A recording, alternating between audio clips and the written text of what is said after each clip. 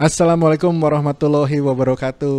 Alhamdulillah nih kita kehadiran tamu atau guest star yang jadi guest speaker kita hari ini di Janji Temu, yaitu Linda dan Edo. Nah, terima kasih ya udah luangin waktunya di acara Janji Temu podcast hari ini. Nah, gimana nih kabarnya? Alhamdulillah baik Weng. Ini seneng banget bisa ketemu Weng, ini udah berapa belas tahun kita nggak ketemu. Iya, udah lama Teman banget ya. kita ini udah lama banget bener. Tapi Iweng, kita seneng banget bisa lihat Iweng sehat. Dan Alhamdulillah, juga sama-sama. kami lagi ya, seneng banget rasanya. Makasih ya Weng. Ya, sama-sama sama. Nah, buat gambaran nih sama buat pendengar nih semua ya. Jadi Edo sama Linda ini adalah salah satu senior lah, dibilang senior kali ya sama saya. Atau yang maksudnya barengan sama saya. Cuman kalau misalnya saya tuh kalau misalnya mau makan makanan Indonesia biasanya datang ke rumah Edo nih. Biasanya Linda langsung bikinnya masakan yang enak banget. Udah gitu ikut makan sampai kenyang. Udah gitu kita main musik biasanya ya. Ini kan nggak ada. Ya, Itu keinget banget lah biasanya bareng sama geng masuk ke rumah terus ya gitu makan sampai bercanda sama anak-anak gitu. Nah, tapi sekarang tuh justru setelah kita ketemu di US selama 18 tahun nggak ketemu, Edo sama Linda tuh sekarang udah di Saudi Arabia ya. iya betul. Hmm. Nah, kalau di kotanya tuh di mana tuh tepatnya? Jadi kami itu tinggalnya di Khobar, Kobar, Saudi Arabia, itu di Eastern Province. Jadi Eastern kalau orang Province. tahu kan Saudi Arabia mungkin Jeddah, Mekah, Hmm, Madinah kan. hmm, Tapi kami ini tinggalnya di Eastern Province, hmm. mungkin dekat sama Qatar atau UAE ya. Oh Jadi gitu. kami tinggal ini di daerah eh, minyak, lokasi minyak Saudi Arabia. Jadi kalau airport itu namanya Dammam. Oh Damar. Nah kalau misalnya kan Ya. orang Indonesia emang taunya betul, taunya Makkah, Jeddah, Madinah gitu ya. Itu tuh berapa lama tuh kalau misalnya perjalanan lewat darat tuh dari Kobar itu? Jadi jaraknya ke Mekah itu sekitar 1.200 kilometer. Hmm. Kalau kita naik mobil itu sekitar mungkin 13-14 jam ya ke sana Oh, kalau ya. iya ya. Sering ke sana atau selama udah berapa tahun tuh di sana tuh? Kami ini di sini baru 3 tahun, mau 3 tahun Oh sekarang. 3 tahun ya. Terus sering ke Mekah sama Madinah. Alhamdulillah kita mencoba untuk menyempatkan ke sana ya, ada beberapa kali dan juga Waduh. sempat jalan waktu itu. Waduh, masya Allah, enak banget ya. Bisa Luar cium biasa. Hajar Aswad hampir tinggal itu aja kayak pergi jalan-jalan ke Jogja atau ke Bali. Alhamdulillah. Iya. Mungkin gambaran ini tadi apa posisi kalau Mekah, Madinah, Hmm? Jeddah tuh di sisi barat kalau yang jadikan di Si pantai itu Barat. barat di Kalau apa nggak Laut salah saya Merah itu lihat ya. map tuh kalau misalnya di sini Jeddah sama Madinah dia ini tuh lebih ke Qatar ya, ke dekat Qatar ya. Iya. Jadi ke kanan gitu istilahnya kalau Ya. memang kalau Ah, ini sebelah barat, ini sebelah timur, jadi di sisi yang berseberangan gitu. oh gitu, ya ya ya ya. Pikir Teluk Arab ya, Gulf apa Aha, Arab. Ya, Heeh. ya. iya Sebenarnya kalau iya. Qatar 5 jam pakai mobil, Mm-mm. cuma agak susah ya memang ini ke sana ya saat ini kan COVID ini kan, walaupun Mhm. sudah dibuka, tapi ya agak susah. Hmm. Ya, nanti kita bicarain tentang COVID, COVID juga nih. Cuman dari topik sekarang itu sebenarnya di janji temu sekarang adalah kan buat ngasih info ke para pendengar. Jadi gue yakin nih banyak banget orang-orang yang posisinya mau nih kayak Edo sama Linda yang bekerja di luar negeri gitu. Kalau nggak buat better paycheck ya minimal buat pengalaman gitu ya. Nah, cuman kadang-kadang tuh ketidaktahuan atau kurangnya informasi tuh bisa ngebuat mereka tuh agak takut walaupun informasi sekarang mudah didapatkan. Cuman apa sih kalau denger langsung dari apa dari sumbernya nih yang udah langsung mengalami mungkin lebih bermanfaat atau jadi sumber inspirasi lah buat mereka itu gitu. Nah, tapi sebelum itu kita backup nih, kita backup dari pengalaman pertama keputusan untuk pergi ke luar negeri pada saat itu berarti ke US ya pertama kali ke overseas itu. Betul betul. Nah itu tuh gimana tuh? Apa proses keputusannya tuh? Jadi waktu dulu ke US itu kan memang kan namanya dulu masih mahasiswa ya kan, apa lulus SMA kan kita coba UMPTN kan masukkan. Iya. Tapi mungkin belum beruntung pada saat itu kan. Sama berarti kayak gue juga gitu sama. Kan kita mencoba kan yang cari yang terbaik gimana kan. Mungkin saya propose berapa universitas di Indonesia, rupanya orang tua kurang seret. Jadi kebetulan ada saudara tuh dulu di Ohio kan, saudara jauh tapi akhirnya oke, kamu ke sana deh, coba lihat di Amerika gimana. Terus kita coba ke Amerika kan, belajar bahasa Inggris dulu, terus akhirnya menemukan universitas ya. Tapi memang dulu kan istilahnya nggak ada plan banget ya, main berangkat, karena memang nggak plan kan. Terus habis itu ya kita sekolah, tapi sempat juga waktu ingat ya ada Krismon ya. Krismon ya, Tahun 98, betul. Waduh, banyak banget yang tumbang tuh. Gue berangkat tahun 96 kan. Terus setahun setengah ya, Weng. Terus pada saat Krismon tuh gue pas di Indonesia tuh, Weng. Oh, iya. Mau balik lagi ke Amerika, itu dolar udah 1.000. Udah beratus-ratus Jadi, kali lipat. Ya dari yang 2.500 ya. Jadi yang uang yang kita punya tuh di rupiah, itu otomatis nggak bisa untuk bayar tiket kan. Betul. Iya. Nah, itu gimana tuh? Iya, sempat di Jakarta nunggu 2 tahun ya waktu itu ya. 2 tahun sampai kondisi ya agak normal, walaupun waktu itu rupiah juga nggak turun-turun banget ya kursnya. Tapi kita dengan saya waktu itu gue niatkan lagi ke US untuk melanjutkan kuliah lagi, walaupun waktu itu dengan kerja sana di sini dan di sana, tapi gue dengan orang tua nggak usah disupport, mungkin disupport minimum aja, tapi gue coba untuk kerja di sana mencukupi. Kebetulan kan waktu itu tahun 2000 ya, balik lagi ke sana, gue udah deket sama Linda nih. Jadi ya maksudnya udah deket dalam arti ini lagi cemiwe wah. Iya kayak gitu lah. Ya terus berangkat itu wah akhirnya oke, kita gue minta nikah gitu. Jadi pulang nikah tahun 2001 gue ajak Linda berangkat ke US bareng-bareng. Jadi itulah awalnya. Terus habis itu kita di sana walaupun hidup sederhana, kita coba untuk survive. Gue kerja double di sana sini, terus sambil sekolah kan. Sekolahnya sempat agak sedikit keteter sih, cuma ya lumayan lah, dapat nilai C lumayan lah, yang penting lulus kan. Yang penting juga dapat gelar juga. Nah kita di Amerika tuh sampai setelah lulus tahun 2002 di sana sampai 2005. Jadi sempat kerja 3 tahun dan juga lanjut master waktu itu. Nah, saya mau nanya ke Linda nih, pas ditanya nikah, situasinya kan berarti harusnya udah tahu dong ke sana lagi kayak begitu, terus memang mungkin udah menghadapi wah bakal struggle nih. Dan memutuskan untuk nikah itu gimana? Apakah karena emang cinta banget nih sama Edo? Atau gimana waktu itu perasaannya ketika ditanya mau nikah gitu? Ya waktu itu sih kayaknya kita cocok aja ya, oke-oke aja gitu ya. Ikutin aja ya. Iya, alhamdulillah. Maksudnya mungkin sebenarnya gini ya, di satu sisi itu mungkin perspektifnya mungkin kayak kurang persiapan atau gimana gitu ya, tapi kita kira itu sih ya let's go aja gitu ya. Isi aja. Iya, jadi isi aja. Long distance kan, ada betul long distance, kita ya udahlah kita deketan aja. Lebih baik nikah dulu, nanti kita pikir lagi nanti. Oh waktu itu gini Weng, gue inget kerja dulu ya. Iya dong. Oh ya, gue waktu itu masih kerja kan. Terus gitu, nanti kalau udah kawin gimana nggak kerja nih gitu. Mau beli lipstick gimana gitu. Terus, pokoknya Edo tuh ini aja, dia yakin udahlah bisa nanti bisa gitu. Kayaknya mikirnya mungkin dulu terlalu masih simpel aja ya. Simpel banget malah. Saya nggak pikiran. Kita nggak punya long term goals tuh nggak ada. Istilahnya kita waktu itu jalanin aja gitu.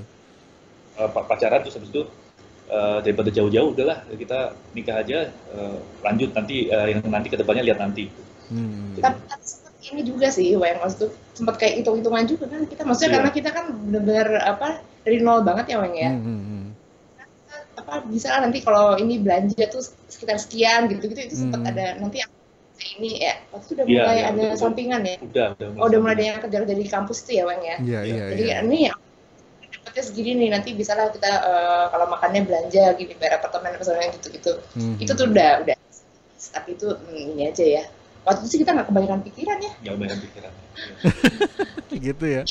Nah, terus lu ikut ini nggak economic hardship waktu itu? Kan ada tuh program economic hardship. Itu dia Weng, gua itu kan nggak terlalu update ya sama informasi seperti itu ya. Jadi waktu itu memang lagi dan gua nggak mencoba untuk cari economic hardship itu. Jadi ya balik lagi ya mungkin nggak sempat merasakan ini ya bantuan dari universitas ya. Tapi sih alhamdulillahnya memang pada saat gua ambil master itu memang dapat ini semacam partial scholarship lah. Jadi istilahnya memudahkan banget lah waktu itu, walaupun kita mencoba untuk bayar sendiri ya sekolahnya. Nah, itu poin penting tuh, partial scholarship itu dapatnya dari mana tuh caranya biar dapat partial scholarship itu?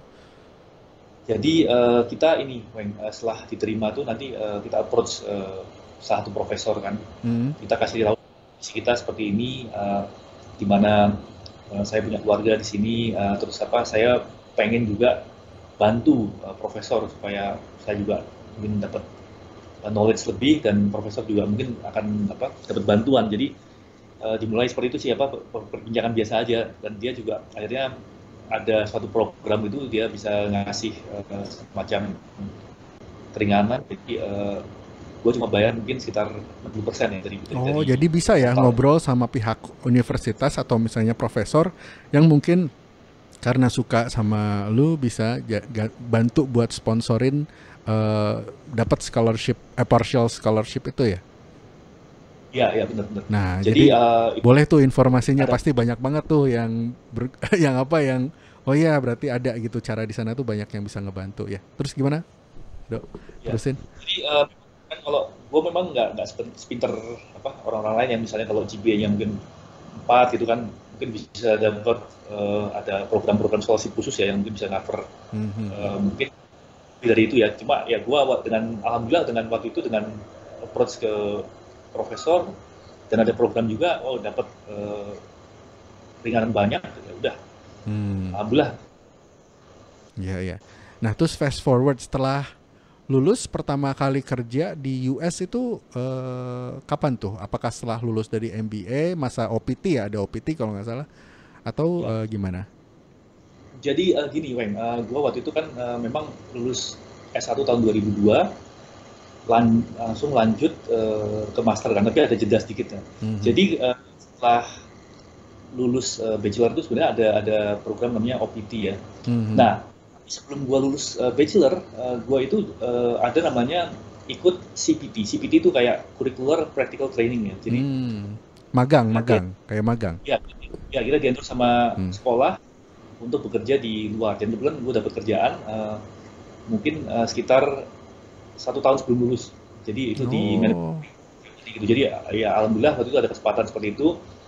Gue kerja di namanya RBW Manufacturing waktu itu, pabrik baut, di mana di sana itu di Cleveland itu dulu waktu itu masih masa-masa industri itu masih ada dan pas mulai surut waktu itu. Jadi gue ngerasa waktu dulu industri dari Cina itu udah mulai masuk ke Amerika. Jadi di mana price di Amerika itu udah nggak kompetitif lagi kalau buat sendiri.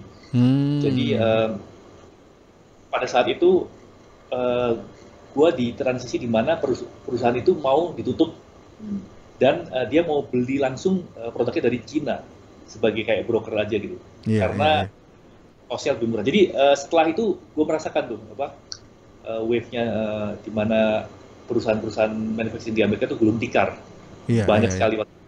Iya. Karena mereka mikir produk di Cina lebih murah, dan daripada membayar worker di United States yang mahal, mereka mending langsung beli produknya dari mereka ya, dari di Cina ya gitu. Betul. Oh iya. Nah berarti Tapi bagus juga ya, maksudnya di saat seperti itu lu malah di hire internship, dibayar atau cuman internship pengalaman aja nggak dibayar? Oh dibayar Weng. Oh Karena dibayar. kalau gue harus punya uang untuk hidupin keluarga Weng. Jadi ya saya bayar Weng. Cuman karena gue bertanya Iya. begini karena yang diwawancara sebelumnya dia memang saya mah asal ada kerja aja nggak dibayar nggak apa-apa gitu. Karena dia berusaha pengen pokoknya pengen kerja, mungkin itulah perbedaannya. Yang satu tuh rezekinya ada rezeki dari istri kali, jadi dimudahkan untuk mendapatkan kerja sebagai dibayar juga gitu. Gimana? Bener Weng. Jadi memang rezeki setelah nikah tuh itu sangat nyata Weng. Jadi sebelum nikah itu kan gua mungkin oke lah kerja tapi uangnya nggak tahu kemana ya. Setelah nikah itu alhamdulillah banyak ini berkahnya dan blessingnya jadi dapat kerjaan baru terus habis itu Betul, karena di suatu negara itu bisa dapat dibutuhkan scholarship. menteri keuangan ya. Kalau nggak ada menteri keuangan bisa ambiar. Itu juga kita merasa ada tanggung jawab kan mungkin dengan keluarga. Jadi waktu itu gue ingat banget tuh, gue sangat istilahnya rajin banget ya nyari kerjaan tuh sampai ke kemana-mana tuh istilahnya kayak outsourcing company ya mungkin di gitu. di Cleveland dulu ya. Satu-satu telepon gitu terus gue masukin CV. Dulu kan masih belum ada email belum terlalu ini ya. Gue drop CV. Ya akhirnya dapat juga gitu kerjaan. Karena ini ya rasa responsibility dan mengimami seseorang yang harus dinafkahi gitu ya. Jadi memang mau nggak mau harus berusaha lebih keras gitu ya, Do ya. Betul. Apalagi udah ada anak waktu itu. Iya. Oh udah ada anak juga lagi. Iya pastinya lah. Lumayan stres ya berarti ya. Iya tuh dulu kayaknya asik aja. Oh enggak ya, asik aja. Gue start kerja itu dari jam 4 pagi sampai habis itu kerja lagi full time dari 8 pagi sampai jam 4 sore.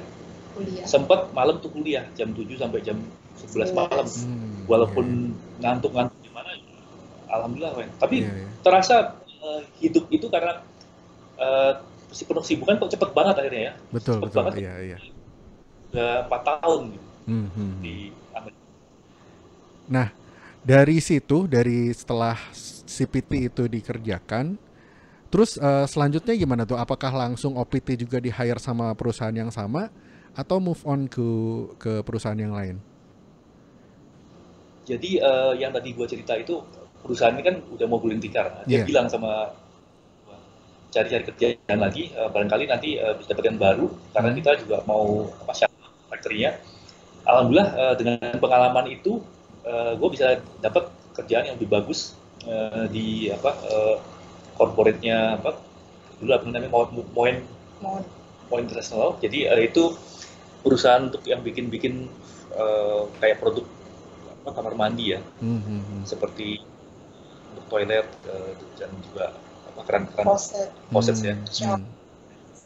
Ya di sana gue ada sekitar mungkin hampir 3 tahun ya.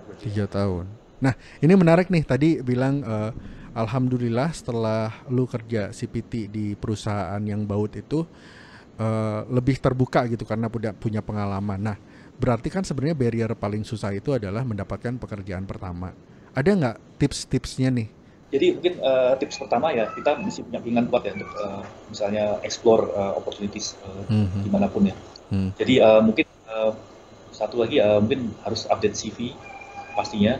Terus juga jika ada kesempatan walaupun itu mungkin internship yang tidak dibayar itu harus langsung diambil. Kalau perlu harus pendekatan ke para profesor, barangkali ada koneksi di internship di mana, nah itu harus langsung dikerjakan sih. Langsung di follow up. Jadi, ya. Start sama something yang mungkin nggak dibayar, tapi dari situ kan kita bisa masukin CV, di mana nanti CV kita update itu kan pastinya kalau kita apply lebih mudah ya. Oh jadi gitu. Dulu stepnya ya. Nah, pada masa itu nih, masa dari kerja yang baut terus Moen atau yang di Amerika, ada nggak pengalaman terbaik dan terburuk yang pernah dirasakan oleh Linda sama Edo nih? Oke, mungkin pengalaman terbaik ya ini ya Bang ya, pengalaman itu benar-benar nggak bisa dibeli ya. Hmm. Itu kita hidup di Amerika, kita berusaha sendiri, itu membuat kita strong ya. Jadi misalnya untuk situasi apapun kita lebih kuat aja, Weng. Mungkin kalau di Indonesia dekat dengan keluarga gitu Pak, mungkin istilahnya kalau kurang dikit bisa minta tolong sama keluarga gitu. Tapi di situ kan kita ada kita nggak boleh minta sama keluarga dan berusaha sendiri. Jadi memang membuat kita jadi lebih strong sih untuk. Gue ingat banget, jadi pengalaman itu membuat kita lebih tangguh aja, Weng, untuk menghadapi misalnya permasalahan gitu dan juga kehidupan mungkin. Kalau Linda gimana, ada ini lain yang bisa ini diceritakan? Apa ya? Sama sih kayaknya. Sama ya. Kalau ini ya mungkin emang persiapan mental itu ya Bang ya. Maksudnya kayak tadi bilang pas di awal sih kita pokoknya happy aja gitu kan kayaknya ya. Abis itu juga emang kita mungkin ya belum terlalu banyak pikiran macam-macam ya. Mungkin sebenarnya ya tadi gue bilang mungkin kalau dilihatnya kurang persiapan, tapi di satu sisi juga kita emang asik-asik aja gitu. Gitu ya. Kalau Pak tadi ada, tapi juga jangan lupa ada dukungan orang tua sebenarnya ya. Pasti dari berdua tuh misalnya udah yakin aja Bismillah gitu ya. Itu lumayan jadi sokongan yang kuat lah ya. Nah terus tadi pengalaman terbaik ya intinya itu membuka wawasan lah ya gitu kan. Terus sama kita udah punya anak gitu, jadi kita melihat dunia lain yang maksudnya pengasuhan anak itu gimana atau pendidikan anak itu gimana gitu, yang berbeda gitu ya dari kebiasaan kita di Indo mungkin gitu ya. Terus kalau yang beratnya itu agak beratnya ya mungkin ya itu tadi kembali lagi tadi karena mungkin kalau gue bilang tadi kita nggak ada persiapan gitu, jadi ketika ada suatu kondisi yang ternyata kok beda banget atau bolehlah kita bilang berat gitu ya misalnya, itu sempat lah masa-masa gue terutama gitu ya agak shock itu juga kita sedih gitu pas yang pokoknya emosi-emosi negatif tuh adalah muncul gitu. Tapi overall kayaknya pengalaman di US itu sebagai pengalaman terbaik karena setelah itu memetik hasilnya itu adalah mental yang lebih tough gitu ya sebenarnya gitu. Jadi yang bagian pengalaman terburuk pun sekarang jadi pengalaman terbaik sebenarnya gitu. Ya. Oke. Mantap banget nih. Nah, dari US nih udah gitu gimana nih ceritanya setelah dari US, terus apakah balik lagi ke Indonesia atau itu langsung ke Saudi Arabia? Jadi dari US itu kita pulang Indonesia, Wen. Jadi memang gue juga waktu itu nggak pikir panjang juga, karena mungkin rindu akan keluarga orang tua gitu ya. Ya itu tidak bisa terelakkan itu. Itu maksudnya sebenarnya bos juga nawarin kamu masih mau lanjut di sini apa gimana gitu. It's okay itu, bisa ada kesempatan lebih panjang lah kalau kita mau ya. Waktu itu kan anak udah 2, terus habis itu ada tawaran pekerjaan di Indonesia, terus juga saking rindunya memang sama orang tua mau pulang gitu kan, rindu Indonesia. Ya udah akhirnya kita pulang gitu tanpa pikir panjang gitu. Jadi mungkin saya di decision maker waktu itu yang untuk pulang. Padahal sebenarnya Linda sendiri juga betah gitu di Amerika waktu itu, atur segala macam kan. Terus ya, tapi memang kita jalanin gitu aja. Jadi dari US kita pulang ke Indonesia, saya masuk di perbankan ya waktu itu, perbankan asing, dan berpindah-pindah ke oil and gas company.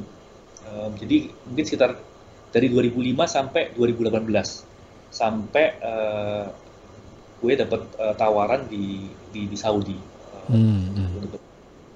Oh jadi Saudi itu dapat tawaran deh di Saudi untuk pindah ke dari Indonesia untuk kerja di Saudi itu apakah branch dari perusahaan yang sudah di Indonesia atau bukan?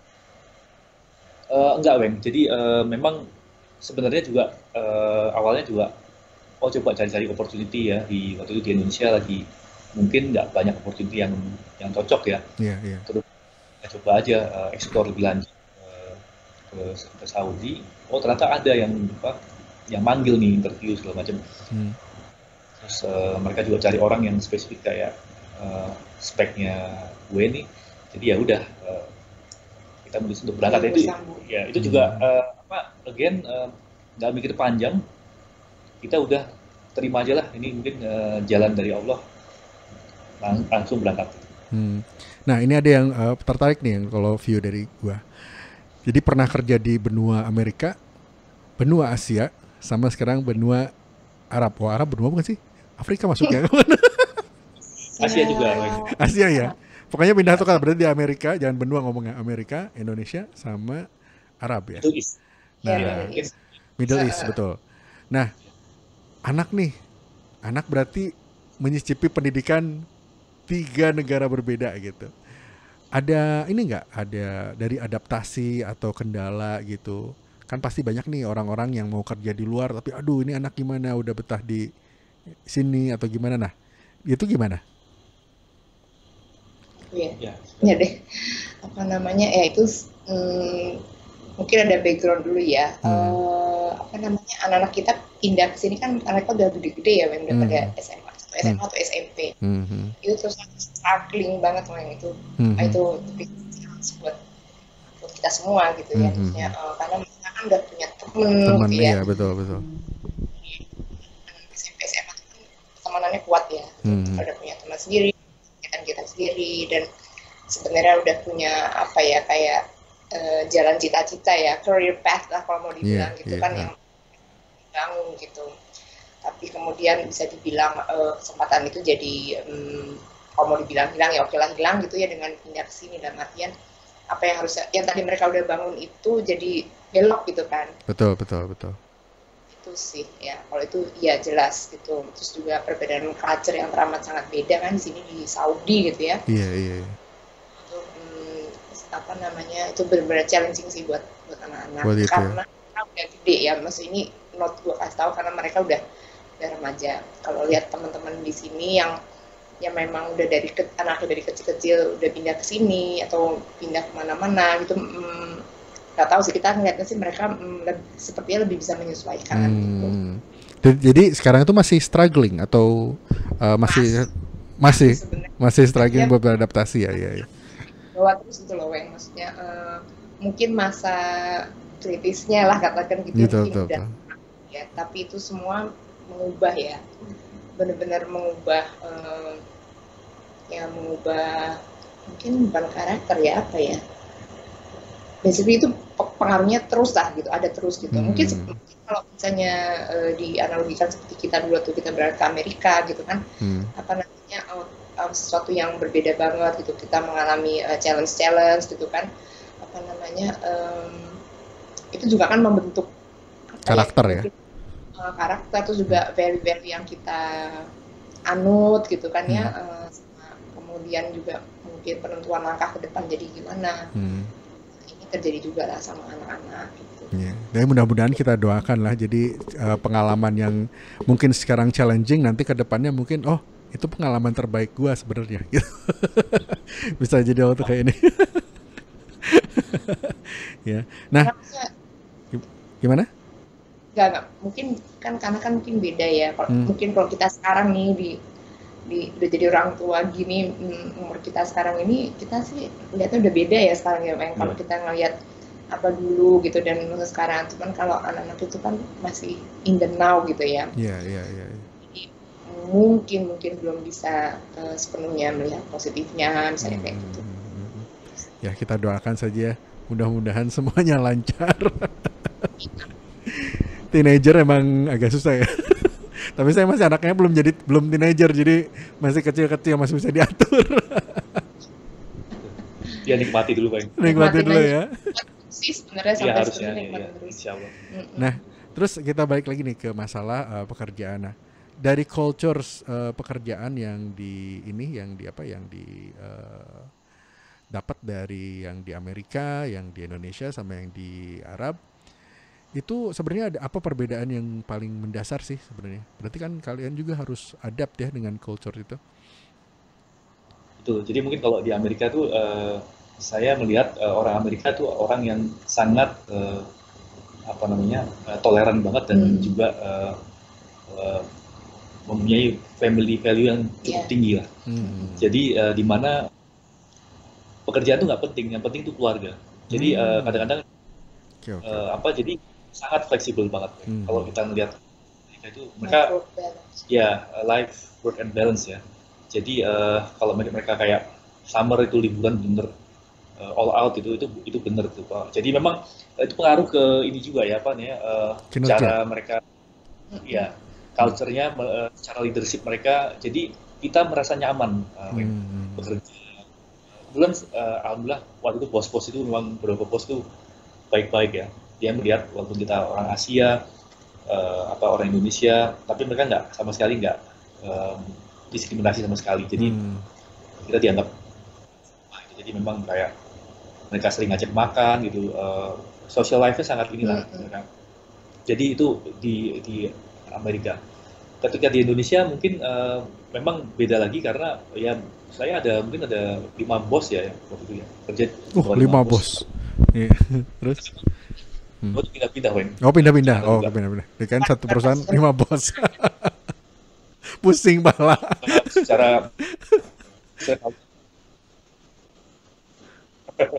Jadi secara culture memang orang Indonesia beda ya. Memang culture pekerjaan di Indonesia itu kalau mungkin gue pernah di banking dulu, kerja itu memang banking kan operational ya. Jadi memang kayak mungkin the office never sleeps gitu.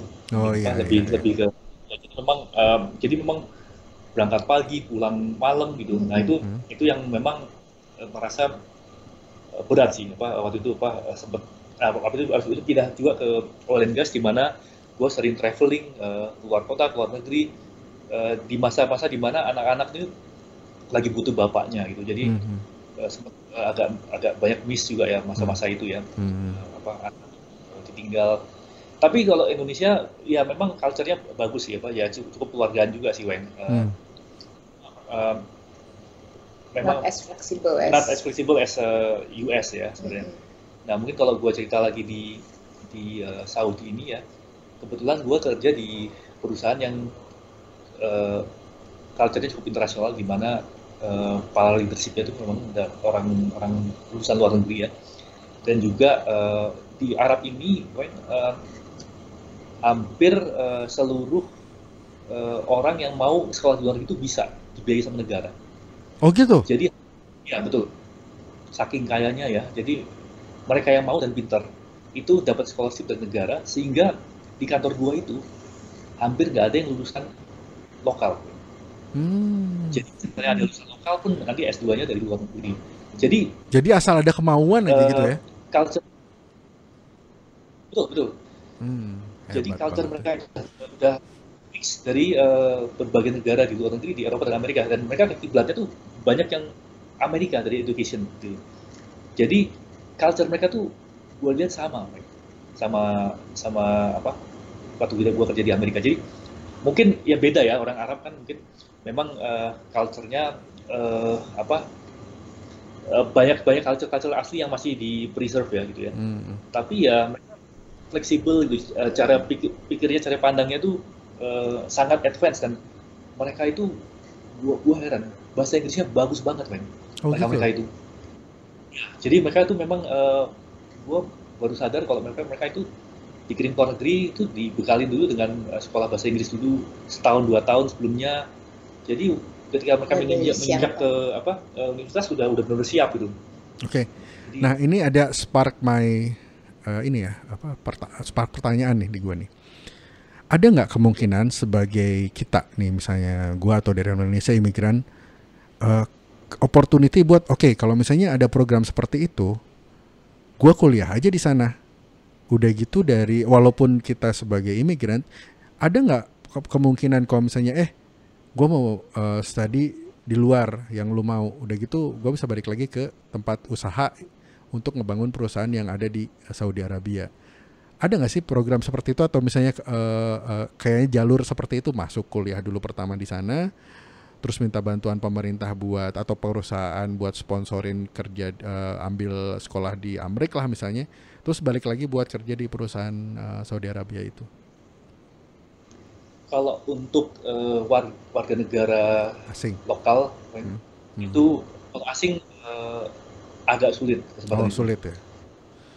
Kalau mungkin sekolah di sini mungkin ada scholarship mungkin yang available. Tapi kalau memang bayarin oleh pemerintah Saudi untuk sekolah di luar negeri, enggak sih banyak, belum pernah tahu ya. Belum pernah tahu ya, oke. Tapi intinya sih mereka sangat mengedepankan warga lokal. Warga lokal ya. Untuk apa? Ya, karena apa? Karena mereka keuntungannya akan dipetik sama mereka sendiri kan. Betul. Jadi, betul. Mungkin di tahun 70-an 80-an tuh masih ada kayak education gap ya di kan. Jadi yang mungkin yang pintar-pintar mungkin cuma sedikit ya. Tapi setelah 80 90 ke sini itu banyak kasih opportunity untuk sekolah gratis. Jadi mungkin yang generasi sekarang yang gue lihat yang umur 20 30 sekarang ini mereka sangat educated banget. Jadi ini jauh banget memang di compare dengan negara-negara lain. Mereka sangat bagus itu. Memang mungkin ada culture di mana culture asli yang di mana mungkin motivasi kerja terus mengenai mungkin yang harus diperbaiki ya. Tapi secara umum mereka ini sangat amazing lah. Orang-orang pintar. Nah, dengan adanya persaingan yang lumayan ya, Dok, lu tahu nggak kenapa lu bisa diterima di sana, dan apa kualitas yang mungkin dari seorang Indonesia ini bisa terpakai sampai dipanggil buat menjadi pekerja di perusahaan di sana gitu? Jadi mungkin gue cerita sedikit, kalau gue ini kan sebenarnya risk management atau audit profesional. Jadi memang gue bekerja di bidang audit compliance risk management selama ini. Gue pernah di manufacturing juga sebelumnya di quality, tapi mungkin sekarang gue bidangnya di risk management. Jadi memang gue itu mungkin bisa dibilang yang dicari di sini waktu itu adalah audit advisor memang untuk di perusahaan itu, dan perusahaan itu bukan adalah anak perusahaan dari perusahaan seperti Pertamina-nya Indonesia gitu. Jadi memang ada spesifik skill yang mereka butuhkan pada saat itu, dan itu ada di diri lu gitu ya, Do ya? Alhamdulillah begitu. Wah, jadi itu beruntung banget berarti. Jadi memang anak perusahaan ini lagi established sekitar mungkin 4-5 tahun yang lalu, mana butuh seorang audit advisor. Kebetulan gue bekerja di bidang yang sama sebelumnya, jadi waktu itu memang gue diminta untuk membantu meng-establish satu departemen, audit departemen, untuk melakukan audit di corporate. Jadi ya alhamdulillah diterima waktu itu.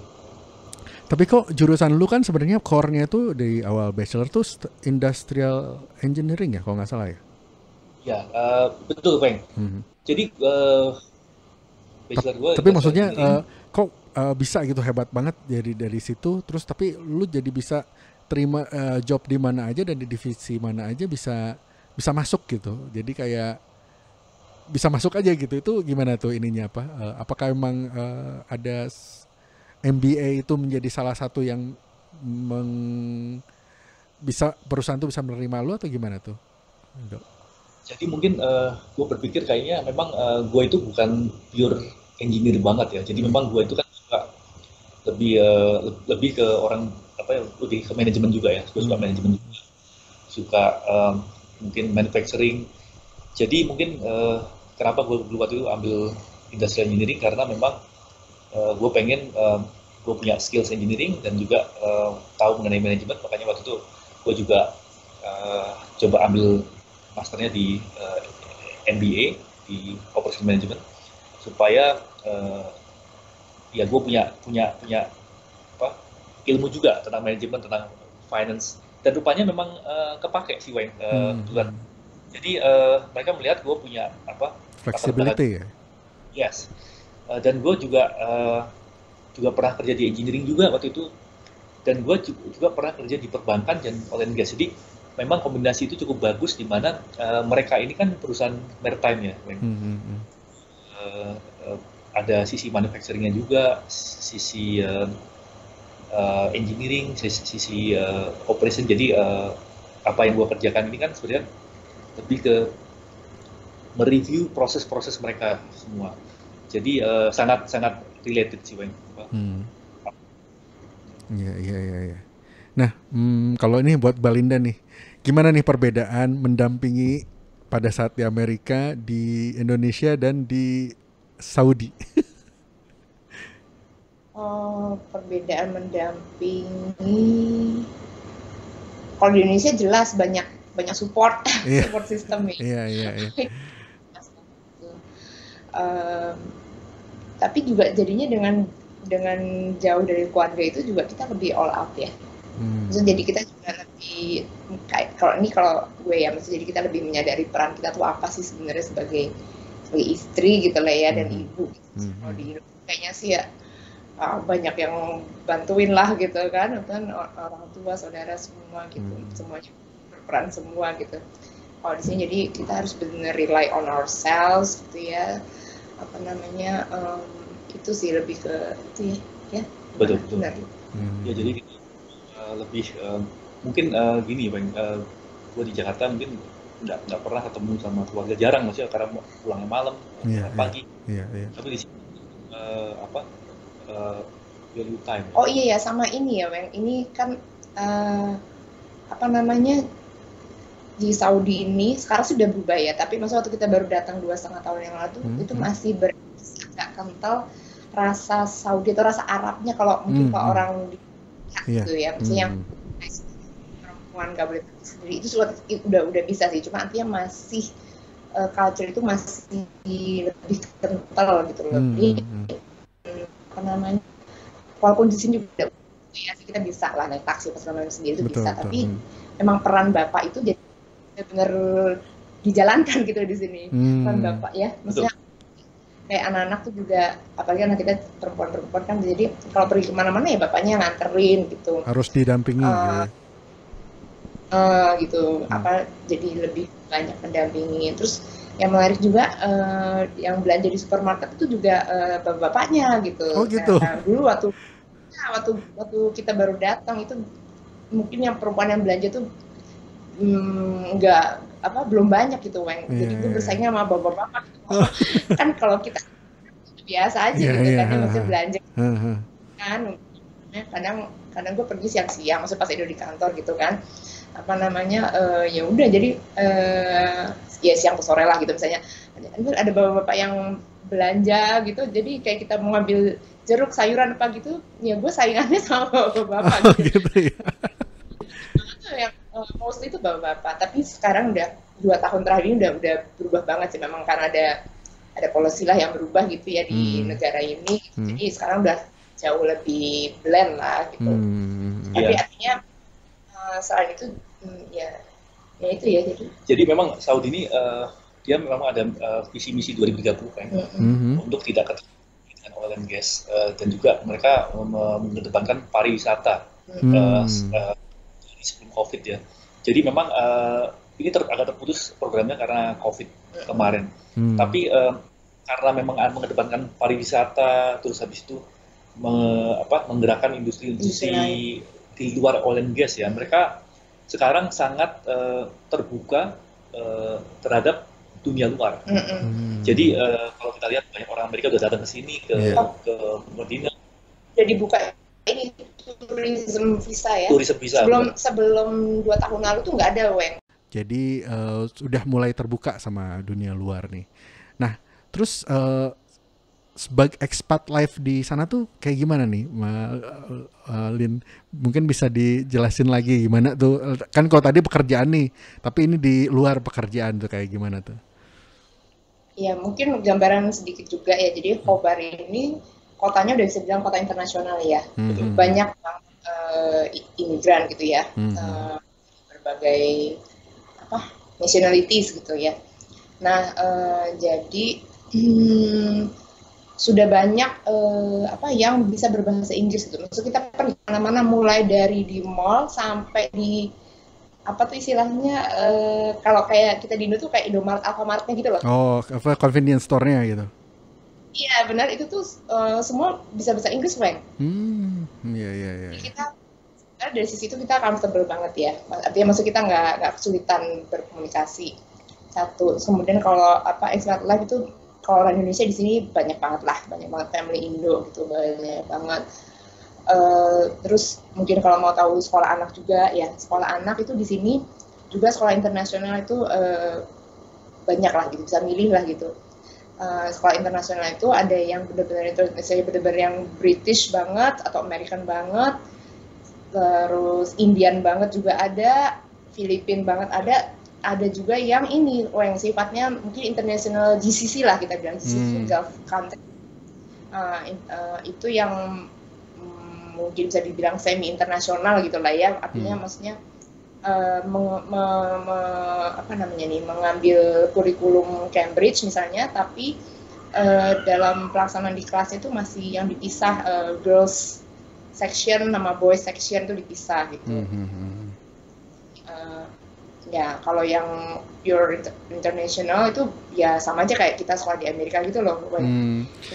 Makanya pertama kali pasti tanya tuh ke Edo, Dok, lu udah bisa jago dong bahasa Arabnya? Oh kagak, jadi dia ngomong bahasa Inggris. Makanya ya gitu.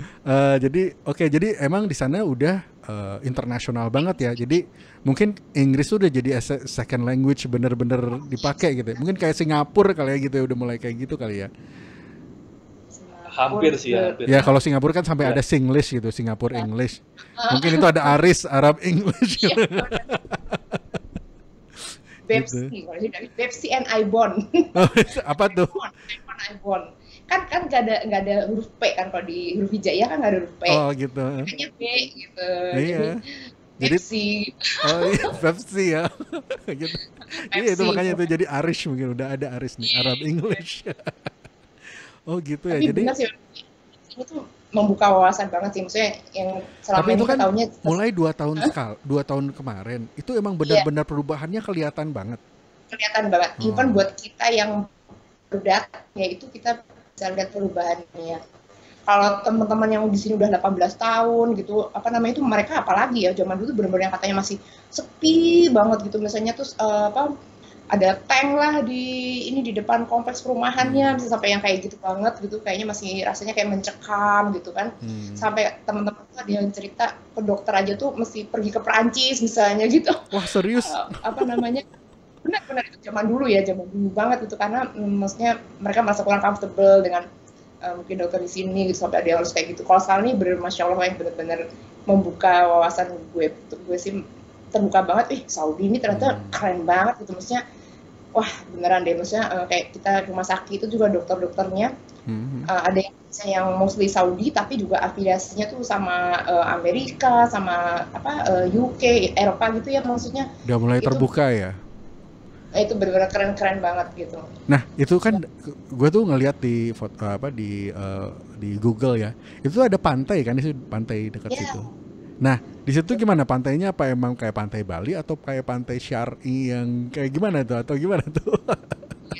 Oh iya masih, kalau pantai Syari masih, karena kan memang Saudi ini negara yang melandaskan syariah law kan ya. Syariah memang kan, jadi artinya sebenarnya gini, walaupun sekarang nih ya udah mulai nih kayak abaya, tau kayak yang baju yang hitam-hitam luaran, hitam-hitam, iya. pasti lo sering lihat kan. Tuh tadinya itu udah bener-bener kayak saklek banget harus gitu. Nah sekarang tuh udah peraturan tuh udah dicabut, intinya peraturan-peraturan yang seperti itu udah dicabut 2 tahun yang belakangan ini gitu. Jadi kita udah mulai lihat abaya warna-warni, terus atau malah sekarang ini masih sedikit banget kita udah mulai lihat ibu-ibu Middle East tuh yang nggak pakai abaya gitu. Kalau di pantai sih artinya kita tetap nutup gitu. Tapi mereka ini tuh emang hiburan banget buat orang sini, Weng. Jadi ada mulai mancing gitu. Even family tuh mereka pergi ke pantai karena maksudnya kalau anak-anaknya kan mereka masih bebas gitu ya. Mereka orang sini tuh kalau sama anak tuh bener-bener yang all out banget deh gitu. Anak itu bener-bener ya pokoknya all out gitu. Misalnya mereka mau main di pantai ya udah biarin aja gitu. Pokoknya ini nah ini dia makanya tadi gue bilang peran bapak itu jadinya lebih kerasa lagi karena yang misalnya nyemplung ke air berarti kan bapaknya dong, ibunya paling sebatas sebetis aja, itu cuman dipikir aja kan karena mereka full abaya, ibu-ibu pantai mereka full abaya gitu, jadi nyemplung sampai nemenin anak-anaknya agak ke tengah dikit misalnya gitu ya bapak-bapaknya. Oh iya.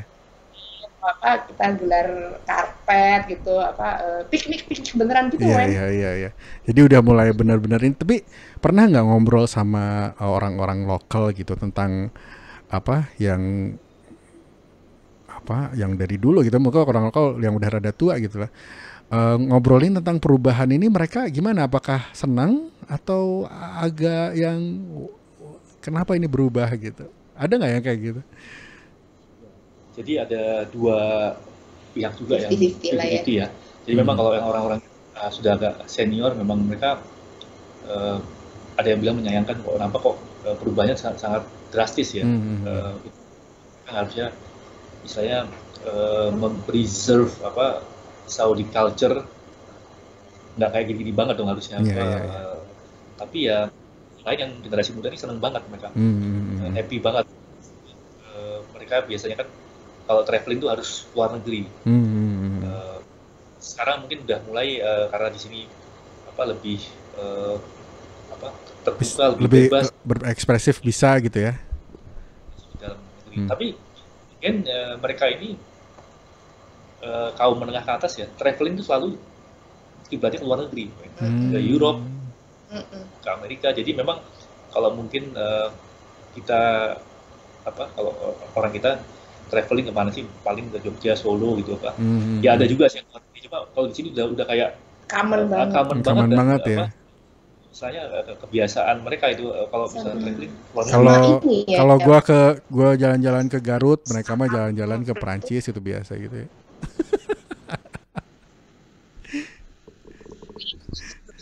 Itu benar karena ke Perancis dari sini ya, itu cuma berapa ya, cuma 5 jaman ya, lebih sih cuma kadang-kadang tiketnya itu direct flight itu gampang gitu dari sini, Dammam Paris.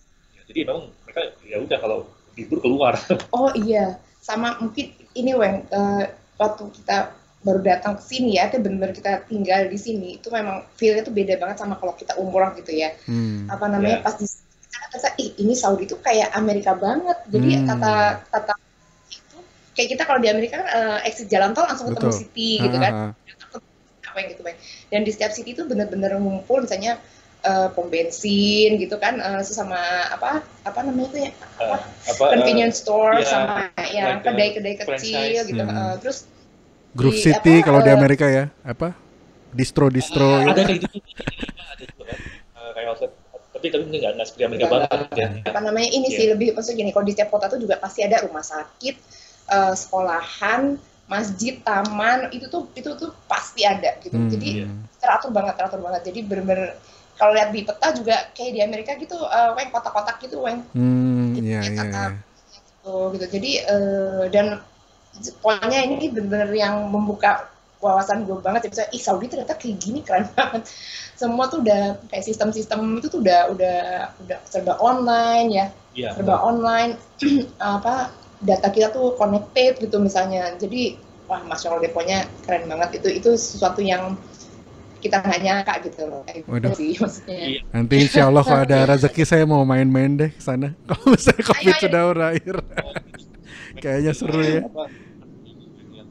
Jadi memang kalau misalnya dulu ya, kita kan berapa kali pernah umroh sebelum pindah ke sini, kita ngelihat Saudi ini benar-benar Saudi kayak gini nih yang dimana kuno masih kalau kita lihat Mekah, Tapi begitu pindah ke sini memang karena di sini tuh kota minyak, Wen. Hmm. Jadi di sini maju lebih dulu. Jadi dari tahun 50-an di sini udah cukup berkembang. 80 ke sini yang lebih sangat berkembang banget. Jadi infrastrukturnya memang banyak yang menyiapkan orang-orang dari luar negeri. Terus juga karena banyak ekspat di sini, jadi di sini lebih diverse, kehidupannya lebih terbuka. Jadi ya udah nggak kayak di Saudi sih. Jadi udah karena pusat kegiatan ekonomi juga, salah satu pusat kegiatan ekonomi di sana ya kali ya. Betul. Nah, terus ini buat closing nih, karena sebentar lagi gue kayaknya harus sholat Jumat nih. Jadi saya pengen ada kayak word of wisdom lah tentang pekerjaan dulu, terus kehidupan dari Edo atau Linda yang mungkin bisa di-share sama kita gitu. Ya, jadi kalau untuk di pekerjaan kita harus punya suatu misi atau visi. Kita tuh jadi apa 5-10 tahun ke depan mungkin, atau bahkan lebih ya. Jadi kita harus mengikuti bidang yang kita mau sertifikasi, mau mendapat kerjaan lebih bagus lagi. Nah, itu kita next step-nya adalah menjalin network, kita perform dengan baik di perusahaan. Jadi membangun integritas juga, membangun image bahwa kita profesional di bidangnya, dan gue rasa kedepannya lebih mudah untuk dan persisten sih untuk mencapainya. Gitu sih. Oke, terima kasih banget teh. Kalau Linda gimana nih? Mungkin di kehidupan word of wisdom in life. Iya. Ini jadi setelah kita mengalami berbagai kehidupan lah ya, pengalaman hidup itu, jadi ternyata kata-kata qadarullah itu, kata-kata jalani apa yang ada gitu, itu tuh nggak klise gitu loh. Maksudnya asal kita yakin, berserah sama Allah gitu, bismillah gitu, semua tuh pasti yang terbaik yang Allah kasih. Walaupun kita mungkin lihatnya sejelek apapun itu, seberat apapun itu, yakin bahwa itu pasti yang terbaik dari Allah gitu. Masya Allah. Itu sih. Waduh, terima kasih banget nih buat Edo sama Linda waktunya dan word of wisdomnya. Mudah-mudahan pengalaman atau cerita kita di Janji Temu Podcast ini bisa menjadi berkah dan juga sumber inspirasi dan sumber pengetahuan buat yang mendengar. Gitu. Amin. Ya. Terima kasih banyak nih, Weng. Ya, sama-sama. Lagi. Ini koneksinya udah mulai rada kacrut juga nih kayaknya. Ya, jadi kehilangan video. Cuman sekali lagi kalau masih bisa lihat gue nih, Linda, Edo, makasih banget ya. Bisa. Mungkin lain kali kita ngobrol lagi tentang masalah yang lain. Mungkin masalah tentang traveling yang bagus di sana, backpacker bisa nggak di sana, atau tempat-tempat yang seru di mana aja. Nanti kita mungkin ngobrol-ngobrol lagi di selain waktu. Insyaallah. Oke. Makasih ya Linda, ini udah di Janji Temu. Thank you banget. Ya, banyak, Weng. Makasih ya. Salam buat keluarga juga. Ya, salam buat semuanya. Assalamualaikum warahmatullahi wabarakatuh. Waalaikumsalam warahmatullahi wabarakatuh.